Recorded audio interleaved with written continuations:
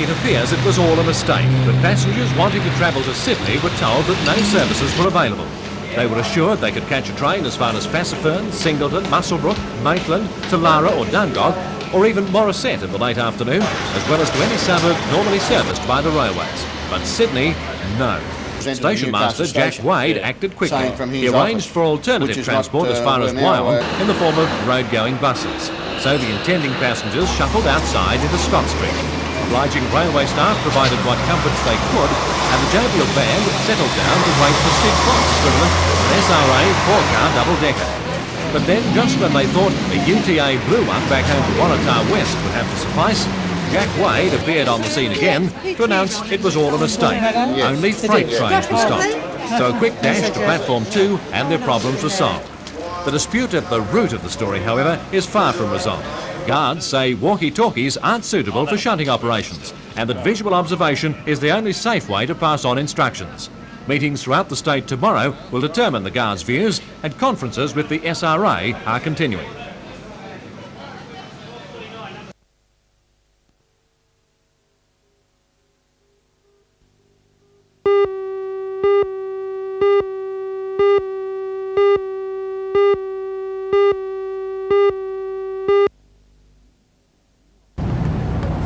The official opening of the new offices today was attended by representatives of businesses in the city and officially opened by the member for Newcastle, Arthur Wade. The office will have a doctor on duty in the clinic, according to the General Manager, Workers' Compensation, Harold Beck, to ensure injured personnel can be treated and have their claims assessed and settled. The New South Wales Government has this year amended the Workers' Compensation Act and is next year expected to reduce the number of insurance companies providing this cover. However, Mr Beck says that although they acknowledge that changes will occur in the industry, he believes that private enterprise has a place in workers' compensation.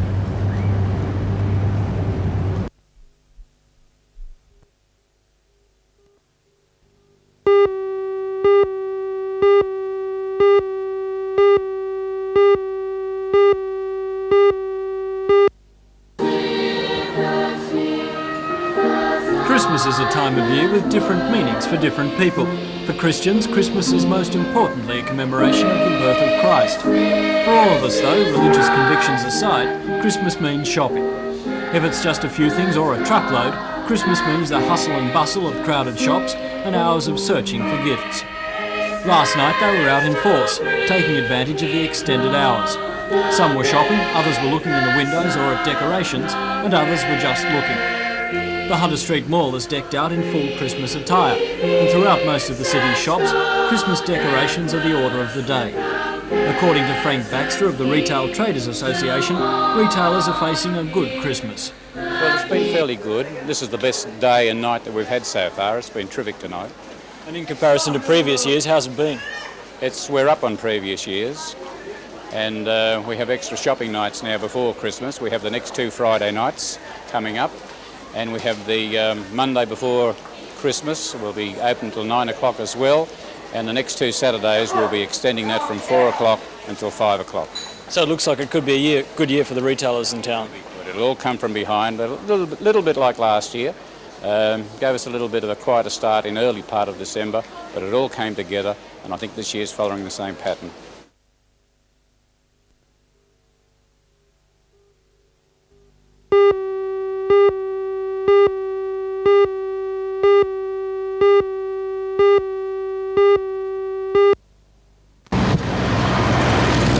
The accident occurred on the Pacific Highway early last night, about 1 kilometre north of the Big T Roadhouse. 2 cars collided head-on after one of the vehicles lost control while trying to move off the roadway with mechanical troubles. The deceased was a passenger in the white Holden Chimera and died as a result of head injuries. The 3 other people involved in the accident escaped without major injuries.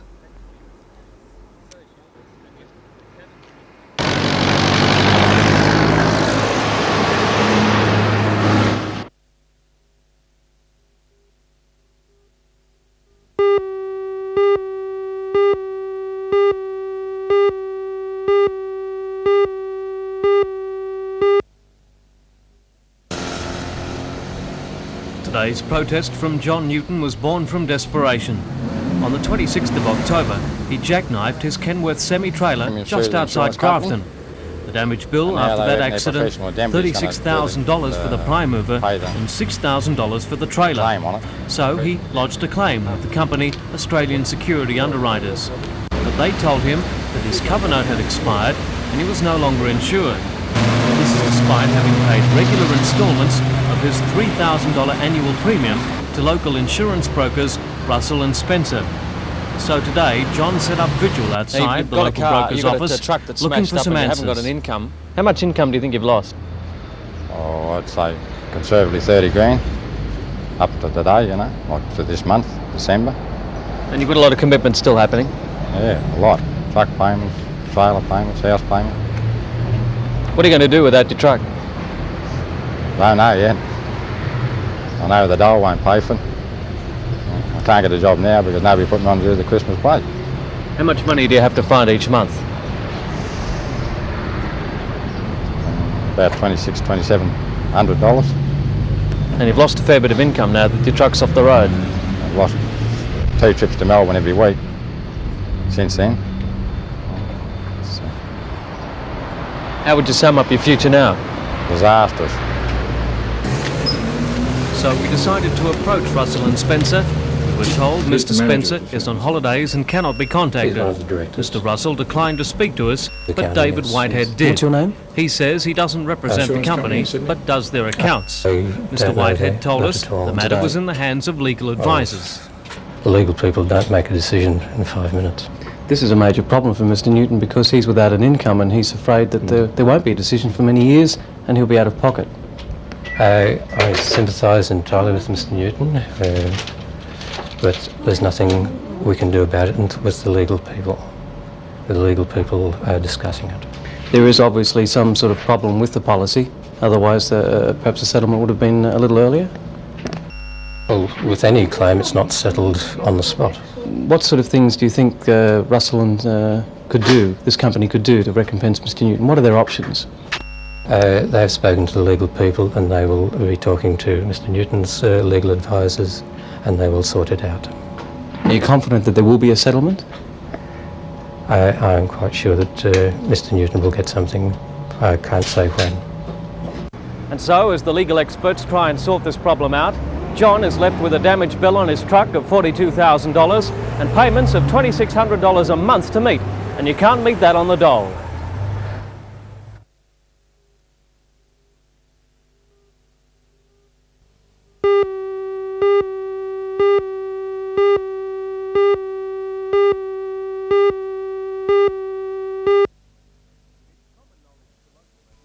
It's common knowledge to local manufacturing industry how important the contract will be.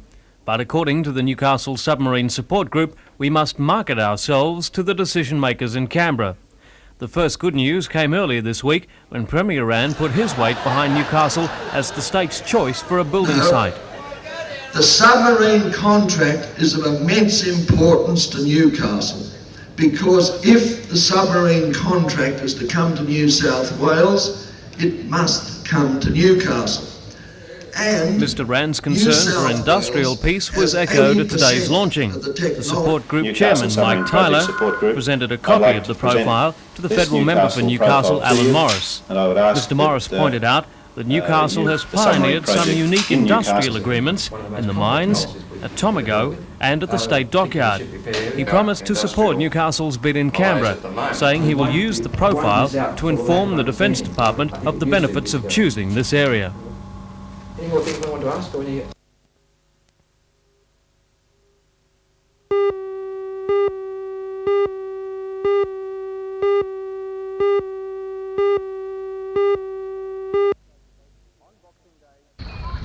On Boxing Day, 9 local boats will be heading south to take part in the Sydney to Hobart Yacht Classic, and a few of them have got very good prospects. However, last year's race for local yachts was marred by the loss of Wal Russell overboard from Yahoo 2.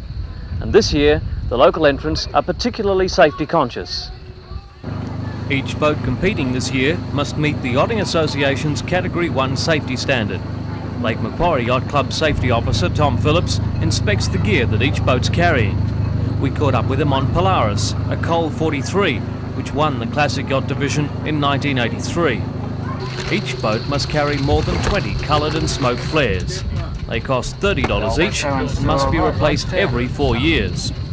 The boats must also carry an eBird direction finder.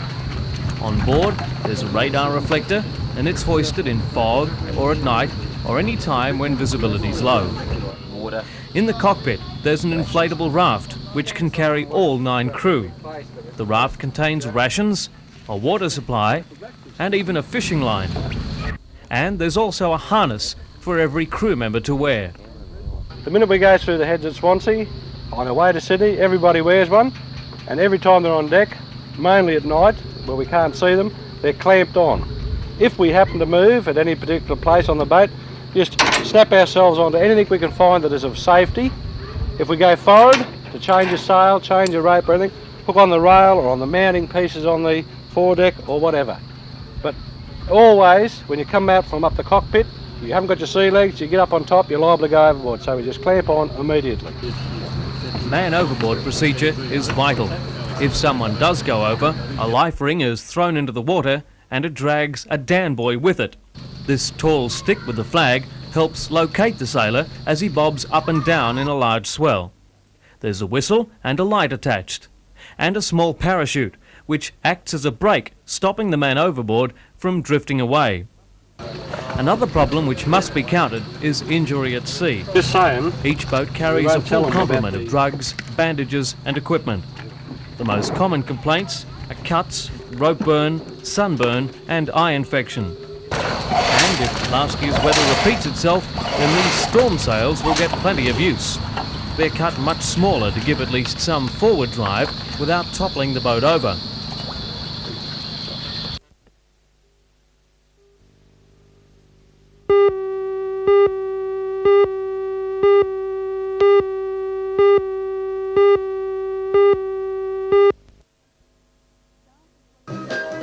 Staff as well as patients at Stockton Hospital were surprised when the party got underway. The hospital had become the unlikely beneficiary of the Builders Labourers Federation's Christmas goodwill. Members of the union, which has hit the headlines in recent months for its militant clashes with the Master Builders Association, presented a very different face when they pitched in with Santa Claus to distribute presents. During the past few weeks, the union's members, as well as individual workers from other building unions, have set aside $5 a week from every pay packet. Yesterday, they notified Stockton Hospital more than $2,000 had been raised. Under the guidance of staff, the union went on a shopping spree, buying educational toys, sporting equipment and electrical goods. You better watch out, you better not cry, better not pout, I'm telling you why. Santa Claus is coming to town.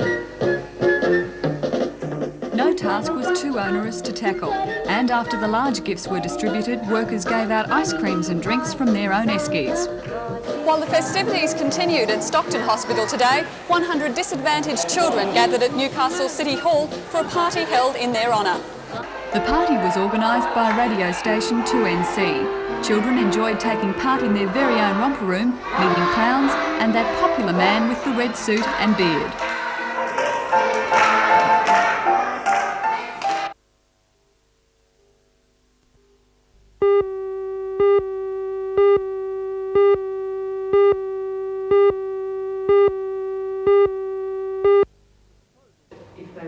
The proposal to reintroduce hospital-based training has drawn a mixed response from nurses.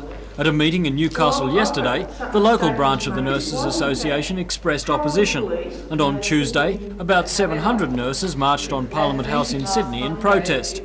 The leadership of the New South Wales Nursing Association has meanwhile cautiously welcomed the move.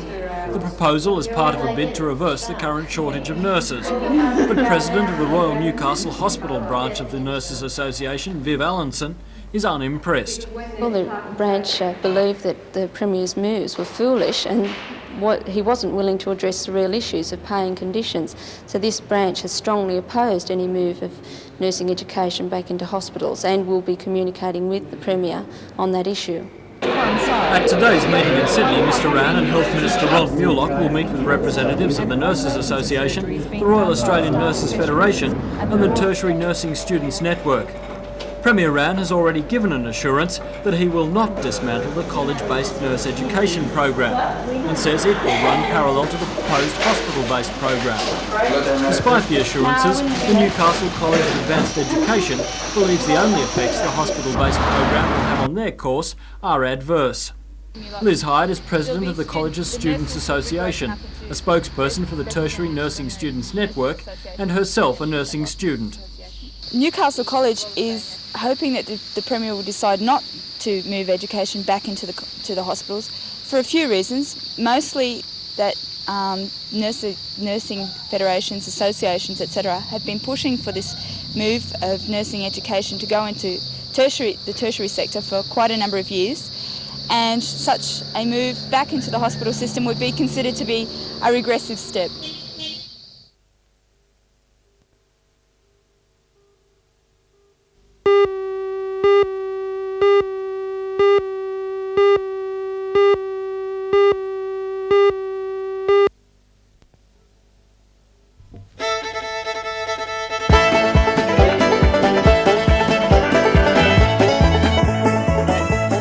We caught up with these ambulance officers from Hamilton making a home to hospital routine transfer wearing their brand new hats. Hamilton is the first in the region to receive the hats. A number of country station officers have been wearing them for the past few months. Like for the police, the broad-brimmed hat is being issued for health reasons. A good move, says Regional Superintendent Keith Campbell. Well, I think that it's quite a good thing. As I've said, the hat's available to those people who have at this stage, who have a definite skin problem, and to minimise the risk of skin cancer, the hats are being issued.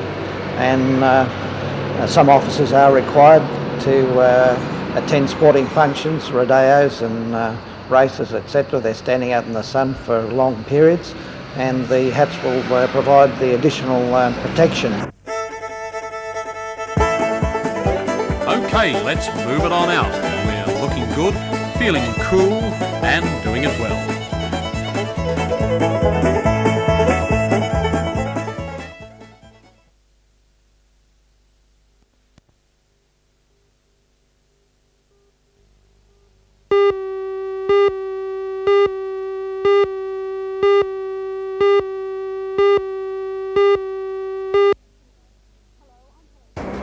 Hello, I'm Helen Hughes, and in tonight's news I'll bring you a report on the closure of the Gunninan Foundry. The foundry, which has been a central feature of the plant for the past 66 years, has been closed because of declining orders in recent years. Join Ray Deneen and Anna Manzoni for all the news tonight at 6.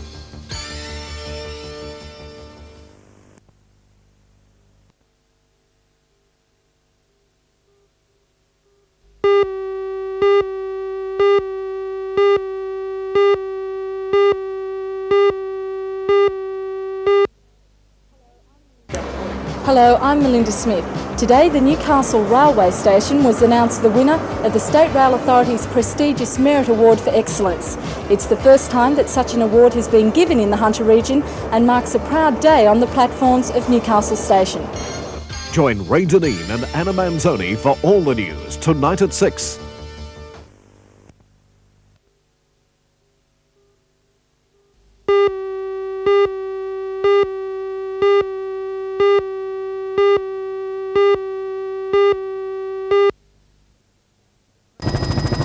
The crash occurred at Viney Creek near the old Tea Gardens turnoff from the Pacific Highway. The dead woman had been alone driving this rented Holden Astra from Sydney to Brisbane after apparently getting off a plane only this morning. About 1:15, she crossed to the incorrect side of the highway on a slight left-hand bend where her car slammed into the front of this station wagon containing a young family of 4.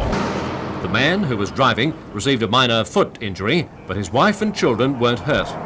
Police have not released any names of those involved, but say the dead woman was due to fly back home to England on January the 6th.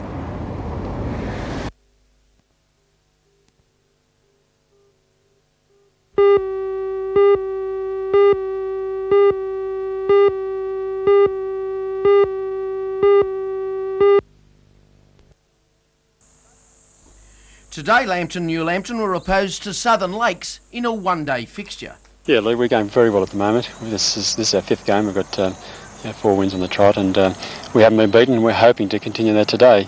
It's been a good effort not only from first grade point of view, but from the club point of view.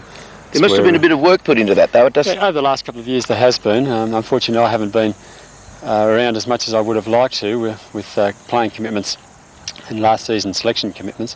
Haven't been here very long, but there's a lot of work put in by the other senior players in the first grade side and in the club. And 65 was the last year New Lambton won it, and I believe there's a bit of a parallel. In those days, it was Jim de Courcy, an international cricketer of note, and a group of young fellas. It's a bit that way today with yourself and a group of young fellas. Yeah, there is. I guess you can say there is a parallel there. Jim obviously was a tremendous player, and he scored a lot of runs for Lambton, and he was obviously a good example for them, and he did a tremendous job from what I've, the reports that I've read. He did a tremendous job, and I'd like to be able to do as good a job as what he did. Sure.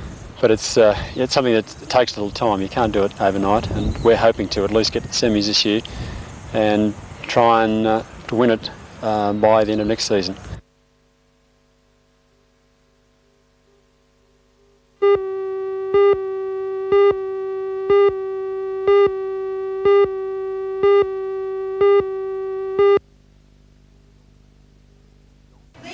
St John's in Cooks Hill, used to more sober gatherings, was full of laughter and applause last night for the musical comedy entitled Who Does He Think He Is? The Christmas play, set in modern times, presents Jesus Christ as a teenager and shows what he could be like if he was to appear in the present. The 16-year-old saviour is greeted with scepticism, cynicism and derision. The play is punctuated by several songs, which were written along with the script by the rector of St John's, Canon Eric Barker. At the end of the night's performance, Canon Barker was given rousing applause for his effort and imagination.